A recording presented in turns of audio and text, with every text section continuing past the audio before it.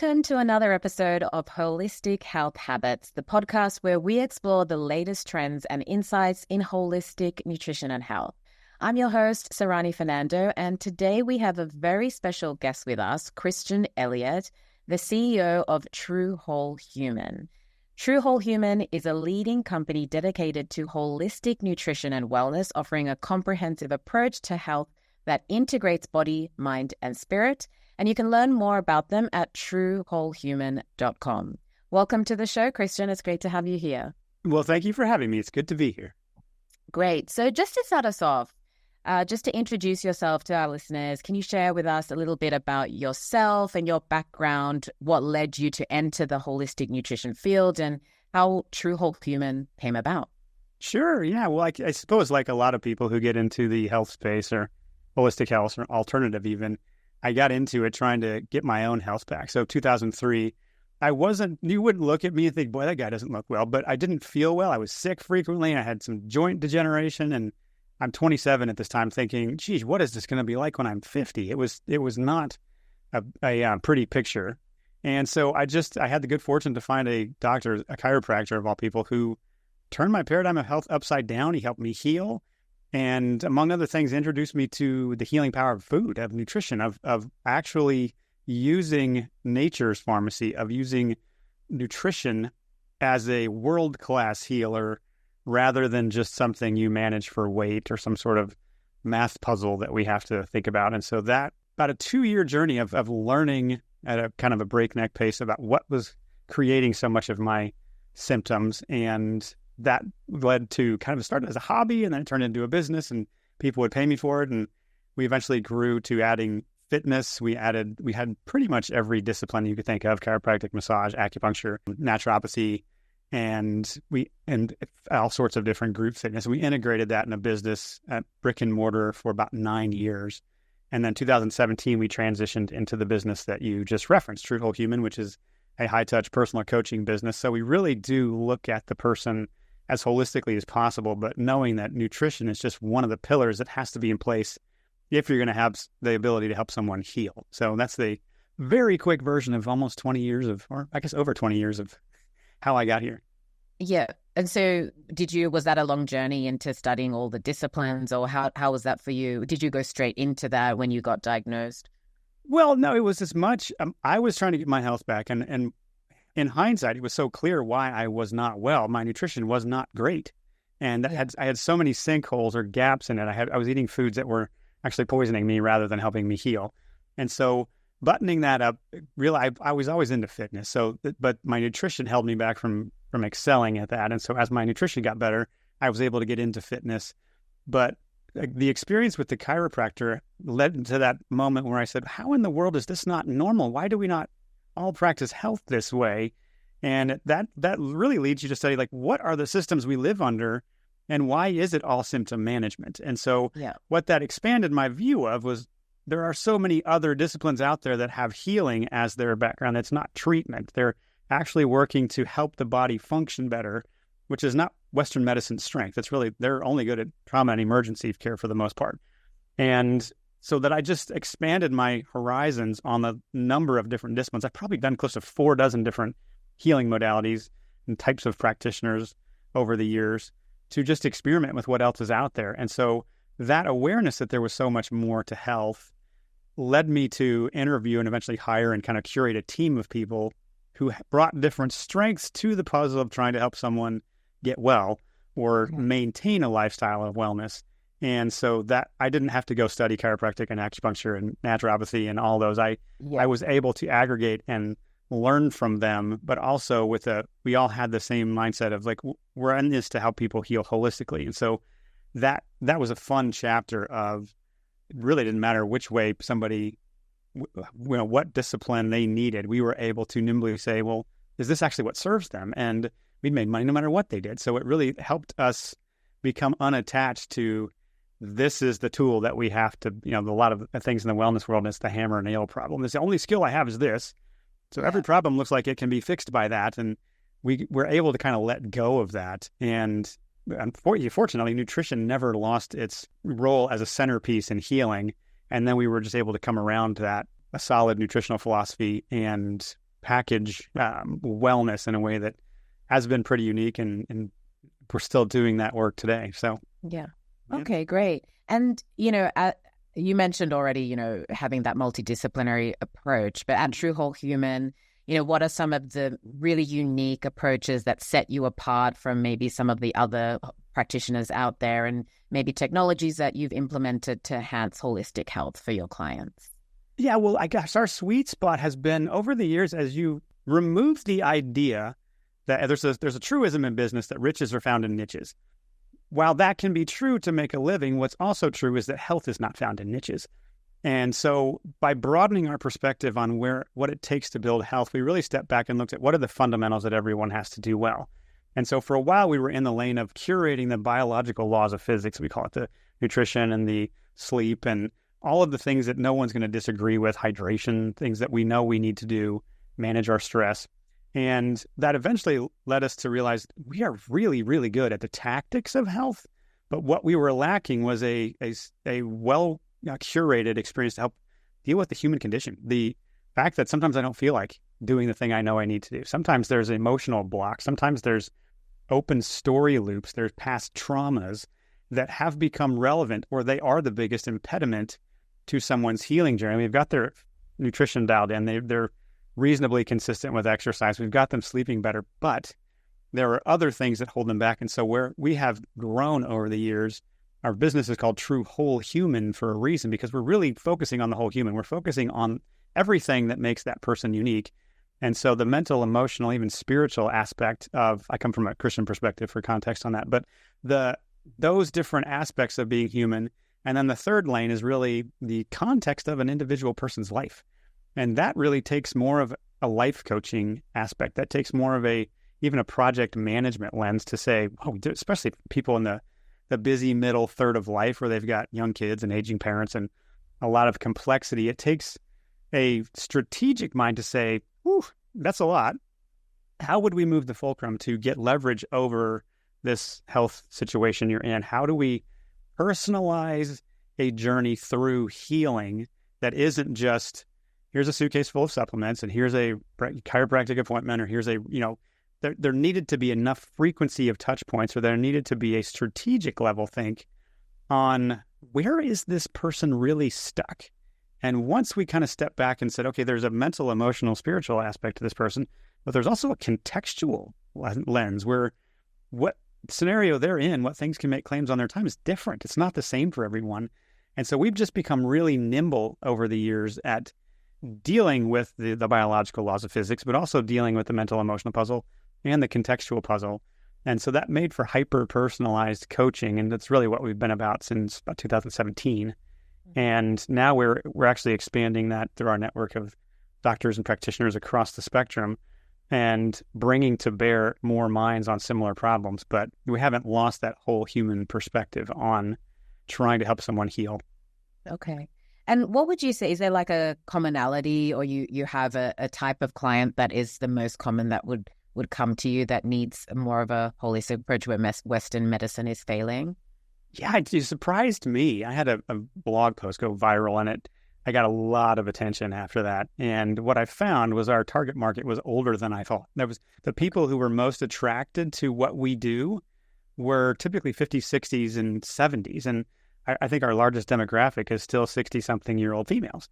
And there's something about that when you turn 60, you go, I'm not going to live forever, and I don't want to do this wrong anymore. And I can't afford, I don't have that luxury of experimenting with or trying to biohack my way to wellness or medicate myself into some sort, like poison myself back to health doesn't make sense to me. And so how do I adjust my lifestyle? And typically it's that introspective, retrospective, or even like legacy phase of life people are entering that really makes them want to do this well. And so we don't exclusively have 50, 60, 70-year-olds, but we have the majority of them are in that older age range, and we do have our 30s and 40s, but they're more the rare gems who realize, if you're sick enough and you've been through the medical merry-go-round and then you went through the alternative merry-go-round and sometimes even the coaching merry-go-round with too many specialists, which we've come to call partialists now. They zoom in on a tiny part of the problem as if there's a special solution to a complex problem, when really it's more lifestyle. And sometimes it really is going and for the older demographic, digging up the bully from the playground, the mom wound, the story, the self-image, the inner critic in their head who has been a mean bully for a long time and has made them feel inadequate or not worth it, or that there really isn't a point to all this effort. And those are the sticky points. Those are the harder things to get, to take those weeds out of someone's thinking. But man, it has been our delight to grow in our ability to influence that. And so that really has, I guess, shaped the demographic that has found what we do to be precisely the solution they were looking for. And obviously nutrition is part of that. But yeah, it's a fun line of work. And would it be like common, because I think of, as you get older and, just living a lifestyle, modern lifestyle, there are some common kind of diseases or like names that come up, like diabetes or, cholesterol issues or inflammatory disorders that are often connected to nutrition. Do you see a lot of that, or is it like, are there like other things that surprise you with certain conditions where they've gone to Western medicine and it's not helping? Well, I guess what's fun about our work and what we've really honed in on is we go after causes of where those things are coming from. What Western medicine does is it looks for downstream symptoms of what's going on. It looks for pathologies that are resulting from different problems. And so we've really identified there's basically only 2-3 things that make you sick. There's malnutrition. Your body doesn't have the nutrients it needs to run its engine. But the other big one that Western medicine totally overlooks, and that regulatory agencies intentionally turn a blind eye and tell us it's not this, but the biggest thing after malnutrition or even preceding malnutrition is toxicity. It's the poisons that we live with every day in our environment. And when you recognize that's the source of the downstream problems, there's been over 80,000 chemicals invented in the last 100 plus years. And the human body didn't grow up with those. We were bombarded with them from birth to grave. And some of the sticky widgets that we deal with, whether it's diabetes, cancer, autoimmunity, heart disease, you name it, are coming from a toxicity problem. And it's the interaction, the average, in 2006, the average person, you could test them, they had a body burden of 700 chemicals. Pharmaceuticals being one of those 700, from plastics in our environment to, the majority of nursing mothers have rocket fuel in their breast milk. Like, we're so gunked up on the inside. And then the thing where Western medicine or reductionist thinking falls flat is that it doesn't account for those chemicals get in the body and they interact with each other. And they're creating entirely new chemicals that we have no idea how to get our head around that. And so what's been simplified for us is that we have a malnutrition problem and we have a toxicity problem. So how does the body purge itself of toxins? How does it get rid of poisons? How do we get the exits open so the body can flush that? And how do we bring in the nutrition so that the body can rebuild after it has been purged of all the things that are causing the damage? And so that is a much simpler path to healing. There's more complexity because there's lifestyle factors that converge to create that problem. But once you identify that as the target, the other thing that can poison us is our toxic thoughts, which is kind of what we referenced earlier. Like, so there's chemical poisons and there's mental, emotional poisons, and they literally influence your biology. Bruce Lipton would say that your genes load the gun, but environment pulls the trigger. Your thoughts, in his book, The Biology of Belief, are about 98% of your results. Like, well, shoot, if that's where we're stuck, if that's the actual upstream influence, then we don't have to be as focused on, do they have cancer? Do they have diabetes? Do they have eczema? Do they have whatever? We go after, where is this problem coming from, rather than playing biochemical whack-a-mole downstream, trying to hit whatever the latest symptom is. We say, how does the body heal? What does it need to do that? How does it get things out of the body? And how do we build a lifestyle over time that prevents this from ever happening again? And so that's the work that we're about on the day-to-day. And it's really helped simplify what we do for people. Okay. And, you've obviously been in this industry for a while. You've seen a lot, of like how we're evolving in our lifestyles, but also how the field is evolving. Mm-hmm. What are some of the most significant advancements that you've witnessed and, emerging trends and innovations in the field that maybe you're excited about and maybe things that, we should be concerned about as well? It's great. I guess I'll give you two answers. There's areas where we've made progress and areas where I think we've regressed. And so I think we've come a ways from, the days of Zone and Atkins and that world, and or South Beach diet, and then paleo and keto have kind of been going at it for a while. And now we're in this phase of where there's even more extreme. We've got, on one end, we got frugivores, people only eat fruit, or strict carnivores where it's beef and salt. And so while we have jettisoned some things that are not great, we've also added confusion to the landscape. Some other things that have fallen away that I think deservedly so would be kind of food math approaches to nutrition, where it's just about managing macros, or it's how many grams of this, that, or the other, how much fiber are you eating, or even the caloric angle of eat less, move more, which is kind of another way of saying, overwork and undernourish, which doesn't really work well. I think the trend of very low calorie dieting, the LDC, I think that as it's become evident how metabolically damaging that is. And so I think there's less of that, and it's fading appropriately, because the food is so much more complex than a math equation. You can't boil a person down to a math equation or a lab test, and you certainly can't do that with the complexity of nutrition. And so there's a growing recognition that nutrients need each other in order to work, and it's not one missing nutrient that's the key to unlock health. There's a breadth of nutrition that heals. So I think we've matured in that way. But I think where we are now, the confusing landscape is reinforced on some level by propaganda. It's and I don't use that word lightly. There is a concerted effort by some of the people and with levers of power or influence to nudge people a particular way. And so, for example, the World Health Organization, the World Economic Forum, Bill Gates, the Medicaid and Medicare, even Google, they all favor search results, or they all favor and promote a plant-based diet, or a way of eating that removes animal foods from the equation. And if we look at that list of those influences, we can say, maybe there's some truth in doing the opposite of what they have suggested. And so that amount of marketing, if you will, has muddied the waters a lot and really confused, I think, a lot of people. And even it goes back to the Framingham Heart Study, or Ansel Keys, or even the vilification of saturated fat or salt that we're still trying to break up with, but they're working their darndest to keep that spell over people. And so being able to zoom out and help people see nutrition from a historical lens, some of the most and best advances we've made in the nutrition field, I think, have been more on the farming, the regenerative agriculture, because we have access to more nutrition now than we've ever had, and the ability to use food as medicine. But there's industries that want to take that away, and they want us to eat bugs. They want us to eat fake meat, lab-grown meat, which, if you understand how they make that, that's with cancer cells and bacteria and aborted fetal cells. Like, those are cells that proliferate quickly, and they're trying to make food out of that.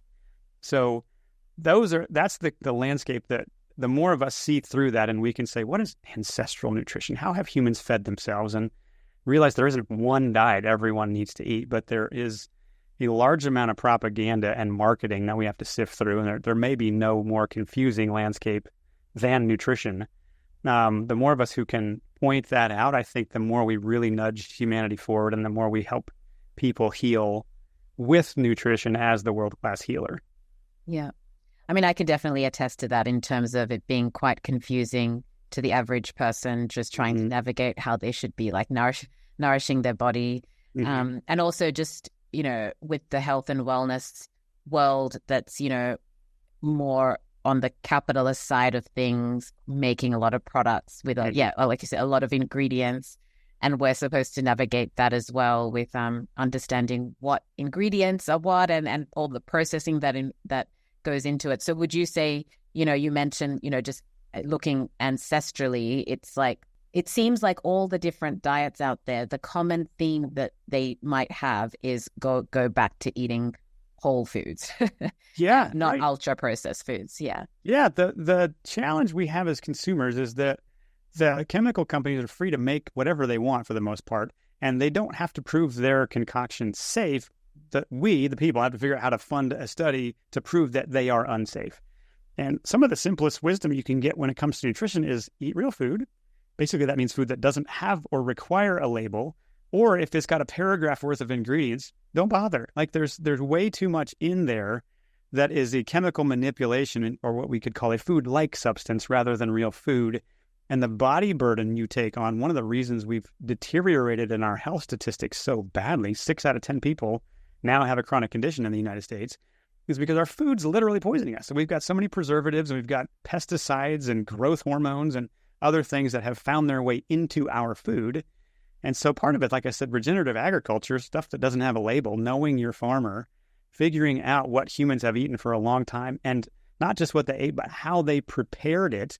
Because there's some things you eat in the raw form and it's not healthy. It doesn't help you and your body rejects it. But if you know how to prepare it well, you can unlock the nutrition that's in there. And, we think we're more advanced these days, and our so-called primitive ancestors, often they had a lot more figured out than we did. They realized, I eat that, I don't feel great. And so they found a different way to prepare it, or they just stopped eating it. And we have found a way to use industrial digestion, if you want to think of it that way, to disassemble things in nature and repackage them in ways nature never would have. And it's been to our detriment. We didn't get better living through chemistry. We got chronic disease through chemistry.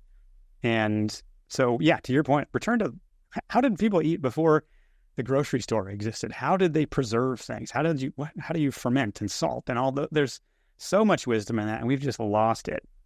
Yeah. So interesting. And when someone comes to you, is it more like a personalized plan that you would give them? Like, what kind of analysis would you do to understand what is the best nutritional plan, holistic health plan for them? Yeah, we do what we call kind of a 360 audit of everything about them. Obviously, nutrition is one of them. So we zoom in on nutrition by getting a sense of the breadth of it. So we created our own kind of model of what are the factors we have to account for when we are doing an intake. So sometimes it's just helping people understand planning and sourcing, like where do I get food? Other times it's how do you prepare them? How do you cook them? How do you make food more nutritious? And then there's the quantity balance and timing issues with those of how much. And so those are kind of the food factors. On the more personal, it's the social and emotional stuff. Sometimes it's I'm trying to eat well, but there's this party I'm going to, or I get to the end of the day and all I want is a glass of wine, and what do I do? And so there's especially if you have like eating disorders in your past, there can be any number of food hangups. So that's become a big one. There's obviously learning to use food more targeted for you as medicine, because not everybody can eat the same thing. And oftentimes it's a matter of their digestion not working as well. Like anybody that has a dairy intolerance, if they're averse to dairy, it's often that their gut isn't working as well. And that's our first food, right? It's silly that we would be unable to digest dairy. So if you get on real, raw, good quality dairy and you still have a hard time, well, then we look deeper and say, maybe there's something going on in your gut. And then there's finally, the sixth one is just, how much does all this cost? Like there's a real budget involved here, and sometimes there's sticker shock transitioning to real food and making the principled decision that, okay, like my wife and I did this umpteen years ago when we said, okay, food costs what it costs. We're not going to cheat that. That is our health insurance or assurance, if you want to think of it that way. That is a reality. If we're not going to fight that, we're not going to be mad that the food we want to eat is more expensive. We're just going to accept that, and we will cut something else in order to find real food. And there's plenty, when it comes to budget, there's so many ways to buy in bulk and make your own food from scratch and really get the cost down. But it does take an adjustment, and that's where the coaching comes in. So wherever somebody's stuck, we'll kind of inventory those 6 categories to figure out where they have the most potential to change or to heal. And with that background, then we can start mapping out the personalized plan.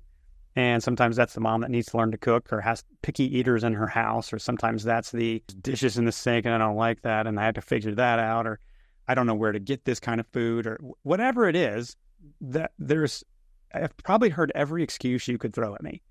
And so over time, we've figured out the breadth of those excuses and how to, so we have so many cooking classes, for example, in our program, because people needed to learn how to make real nutritious food, and lectures to give them the intellectual underpinnings to say, that's why I'm doing this. And so wherever somebody is on the journey, our job is just to kind of manage the potential for overwhelm, keep that at bay as much as we can, and say, you don't have to climb all the stairs today. Like, let's just take the next step and the next step. And we're 20 years into this and we're still optimizing how we eat and finding a new kitchen gadget or a simpler way to do this, or make sourdough bread, or finally figure out how to ferment that. And so you don't necessarily finish, you just get better and better at it. And when that's accepted, oh gosh, it's so much easier to heal and use nutrition as the healer that it really can be.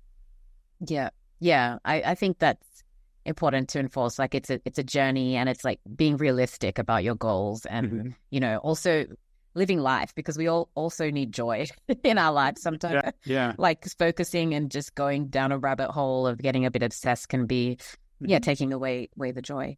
But we often talk about technology and how that's impacting the holistic health field evolving. Like, how do you see that role in the field, and how do you use it? Would you say it's impacted how your business is run? Yeah, I think the technology is best used. It's in the farming realm where, farmers have figured out better ways to essentially grow grass so that the herbivores have better grass and the chickens can follow that and the pigs can do their job. And so the technology has been as much in the way we've produced food and been able to scale. I think it was Joel Salatin who said that regenerative farming didn't have the Manhattan Project like chemical farming did. And over time, the biodynamic farmers have figured out how to produce really, really good food and scale it. And then when it comes to the individual, technology can be helpful, but it can also get in the way, and it can make people data neurotic, where they're just focused on numbers and they need everything to be quantified. And this, whatever I'm looking at, tells me my self-worth or whether something's working or not. And so if technology can be used without falling into that trap, I think it can be really helpful. So one of the most helpful things I think out there in the tech world related to health is probably something like an Aura ring, where you can, something simple you can wear, but it's shocking the amount of information that's actionable or insightful about how your health is doing. And one of the things you could point to that says this is influencing my heart rate, my sleep, my drive or libido, whatever, is your food. And seeing what you ate, or that several people, the glass of wine they had, sure enough, every time they do that, their Aura ring gives them not so glowing reviews about how their body responded to that. And you see that with enough frequency, and you're like, I guess there really is something to my adrenal glands. My sleep is disrupted. I don't have as much energy the next day. And when you're willing to soberly take that in, rather than like, I can never have wine again. It's learning how to get healthy, and weight loss and healing become the side effect of practicing better habits. And so like an Aura ring is one good example. There are other apps or tracking things you can do, but that's probably the best one we've found so far that really helps people see what's going on a much clearer level.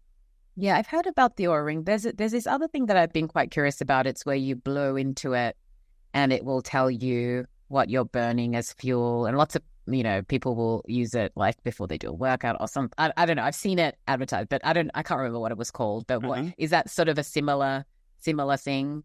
Well, it could be. So then what you're kind of stumbling into, maybe there's even just the idea of testing. It's and lab tests from any doctor has typically, most of them have the same problem.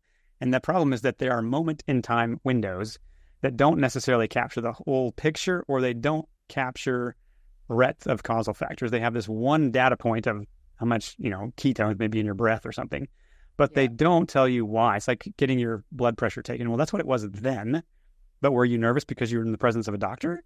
Or were you, heart rate's high because you're anxious about something? There's so many variables. And what something like an Aura ring does is give you real-time data over a whole day, or over the longer you wear it, the more insightful it becomes. So some of those tests can be helpful, but they're often red herrings, or there's a way disproportionate amount of emotional weight put on what they're telling you. And those types of things I go back to my word partialist. They tend to be more slivers of windows, like a little flashbang that went off that might have been actionable of what happened in that moment, but it doesn't necessarily paint much of a full picture. And yet they are promoted as if they are the secret, the most important data point. Right. And rather than, this is one little metric that might be insightful if you can measure it over time and you compare it with other things. And so even getting on a scale can be the same way. Like, oh my gosh, I only lost a pound, or I flatlined, or I haven't forbid I gained weight. Like, the real journey of change is up and down. It does fluctuate, and it's not as straight up and to the right. And as we accept that and know that the body's adapting its systems and healing, it's so much easier. And when you have data over time, it's going to serve you more than punctuated random data points that aren't necessarily indicative of a whole in any meaningful way. Yeah. So with some of those, apps and devices, you would use, if the client has them, you would work with what they have to Of course. them as Yeah. little, yeah. Any data can be helpful, and it's giving it its appropriate context that becomes the chat. Okay, this we have our little visual we call our synergy symbol. If you can picture an atomic symbol, it has 7 different aspects of wellness. You can think of it like 7 tires on a car, which is kind of a funny looking car. But if 1 or 2 of them are flat, the whole thing is dragged down. And often we're so fixated on, but I have this metric, and I slept for this long, or I breathed into this thing, or I took my whatever lab tests, and it showed me that, yeah, I'm doing great, but there's this one thing. And it's as if I'll correlate it and I'll come back to my point. When we get negative feedback on something, we get bad news, it takes about 10 positive instances to outweigh the one negative thing to get us back to emotionally neutral. And a lot of the testing stuff we have is similar. It's like it's the one thing that's not going where I want. And so this guy must really be falling and this isn't working, or maybe. But once you can zoom out and say you have hydration and nutrition, you have exercise and movement, you have mind and emotions, you have stress management, you have sleep and rest and play, and you have restorative healthcare, you have meaningful connection to people and to God and to nature and yourself for that matter. Those are other metrics that very infrequently get brought to the measurement of how you're doing. Are you sleeping better? Is your pain diminished? Is your digestion better? What's your mood like? What's your heart rate variability? Your heart rate over time, can it go up and down quickly? There's so many other things to measure. And as long as people, I think, and appropriately appreciate that this is a limited data point of endless numbers of ones that could be out there, then it can become emotionally neutral. It's just feedback rather than identity. And it doesn't mean there's no point in tracking that. There's so many wonderful things to track. But just to have it in its context keeps people from the emotional friction that says, oh, I knew it, this wasn't going to be it, or all of my dreams are about to come true because this number got better today. Like, yeah, maybe. And to be able to approach data with, or maybe, there's so much more to center you when interpreting it. Yeah, definitely. And I guess moving on to some maybe practical tips, advice, for our listeners who are, newer to the field and keen to improve their holistic health, what would your 3 practical tips be where you can, offer them to start implementing today? It's free and it's easy and it's simple. In the nutrition realm in particular? Yeah. Yeah. Nutrition. I mean, I don't underestimate the importance of hydration. And can you get wetter water? Can you get better quality water? That nothing exits your body without the medium of water. If you're going to get toxins out of you, you really need to have good quality water. So, and to me, a really good structuring unit is kind of like the finishing of it. You get a great filter and a structuring unit, and man, your body can show off some healing capability, start to shed some weight. The other one would be just go back to ancestral nutrition. Try to get as much food as you can from a source with without the requirement to have a label on it and a long list of ingredients. It's so much more fun to enjoy flavor and breadth of nutrition the way nature packaged it than to try to get it in supplement form. So we're more supplement minimalists. And there's, bee pollen, for example. I think of that as bee pollen granules in particular from a local farmer. That's kind of nature's multivitamin. There's so much breadth of nutrition, and we miss that nutrients need each other in order to work. So sometimes you can make yourself worse by supplementing vitamin D or too much of any one nutrient. When you let nature package it for you, you can get so much more nutrition out of it. And then I guess I'd say the third thing would be learning to cook from scratch. Take the time to do that, because it's a skill that will pay you back every day for the rest of your life. Like there's something emotionally satisfying about something that really tastes good and that you made it, especially if you know where it came from. So your hydration, your ability to cook your own food, and then just find food that doesn't have a label. Okay. From a farm you trust. That'd be a top 3 maybe. And maybe like some other tips for the, physical, mental well-being, maybe one of each. What could they start doing? How long do you want to you're gonna put Okay, you could choose whatever, but like just things that you think that people really don't do to take care of their mental well-being, physical well-being, and it's like just such an obvious thing that people don't do. Well, probably the biggest thing maybe would be depends on the person, but being able to inventory your inputs. And by that, I mean, who speaks to you? What voices are you listening to? And are they edifying, or do they make you feel less than? Do they speak life and hope to you, or do they speak scarcity and fear to you? If you are in a environment where you're constantly having inputs, and this is most media falls into this category, be afraid. There's something that, danger that's lurking, or there's some reason you shouldn't feel secure. That media, you cannot help but be influenced by that. And so often that means a fairly ruthless elimination of toxic input. Sometimes that's toxic relationships that need to be dealt with. And it's, if you want to heal and you rule out that your inputs are probably, I would say, even more influential than your food. If your inputs are negative or toxic, or you have a really awful inner critic in your head that is reinforced by the media or the people that you surround yourself with, that may be the first thing to change. And COVID really did a number on us sifting and shifting friend circles and created a lot of tension between people. And that has kind of left people unmoored or lonely in any number of ways. And so finding your people, if I can add a second one here, is as much centering and hopeful and life-giving, and it just makes life feel worth it. So those two things would be probably the biggest ones, I'd say, because we're social by nature. We can't, as solitary humans, a contradiction in terms. We need each other, and we can't meet all of our needs by our own effort. So cut off the inputs and find your people would probably be my summary to your question. Yeah. I think it's so, stark, like the pre-COVID, post-COVID, the things that we lost during that time. Mm-hmm. Just even, like personally for me, just the movement that I would do, not just like going to the gym and that dedicated time for physical activity and exercise. It's just like walking around, going to get a coffee, going for a walk with a colleague or whatever. It's, now that we're doing a lot more online and at home, we have to remind ourselves to move more. And I feel like that connects with physical and mental. Oh, it does.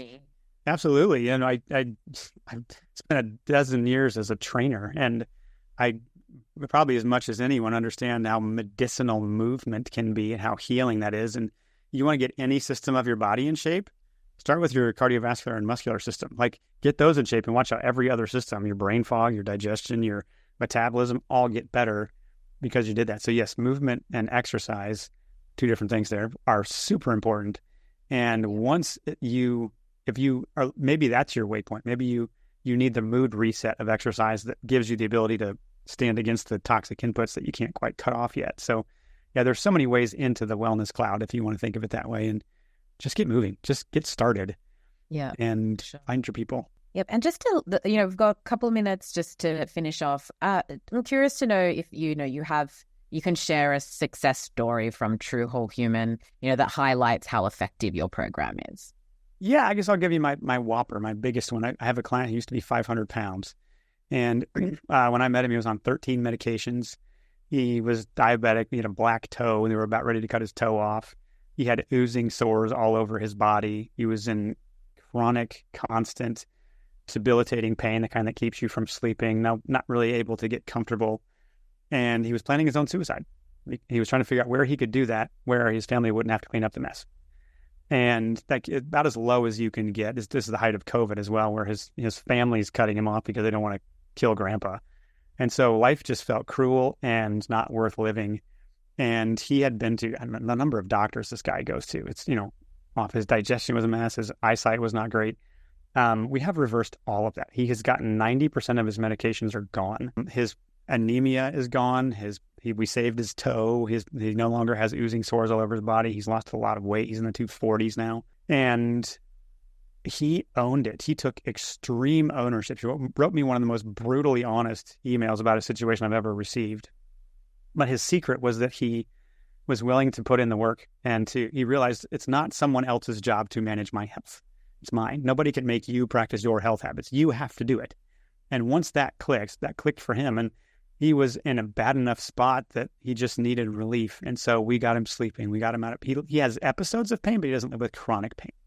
His diabetes is very much under control. His digestion's better on so many levels. He now has purpose everywhere he looks. He has a grandchild he never would have met had he not started. There's actually a testimony video of him after his first year with us. It's on our website if somebody wants to go see it. His name's John. But that's evidence to what can happen when somebody takes ownership for it and when they approach it holistically. We went through as you can imagine, you don't get to be over 500 pounds without a lot of mental, emotional head trash, without a lot of stories and a lot of food hang-ups and so on. And so we had to work through that. It wasn't just the tactical eat this, not that, and do these exercises. There was that. But the biggest wins came from shifting his mindset and shifting the dynamic in his marriage and those types of things that made life feel worth it. And to his credit, his consistency became his superpower. He just wouldn't quit on himself and just did the next hard thing. If somebody has that mindset, my goodness, let the body show off what it's capable of doing. And he's living proof that this works. We just sometimes need to have the courage to take the first step and then find the reserves to not quit on ourselves. Yeah, definitely. Very powerful and inspirational story there. Good one to end with. Well, thank you so much, Christian, for joining us today and sharing your valuable insights on holistic nutrition and the future of this holistic health field. To our listeners, make sure to check out True Whole Human at truewholehuman.com for more information and some of those testimonials and more information on their services and holistic health programs. If you enjoyed this episode, please subscribe, rate, and leave a review on your favorite podcast platform. Stay tuned for more episodes of Holistic Health Habits, where we continue to explore ways to enhance your nutrition and well-being. Until next time, take care and stay healthy.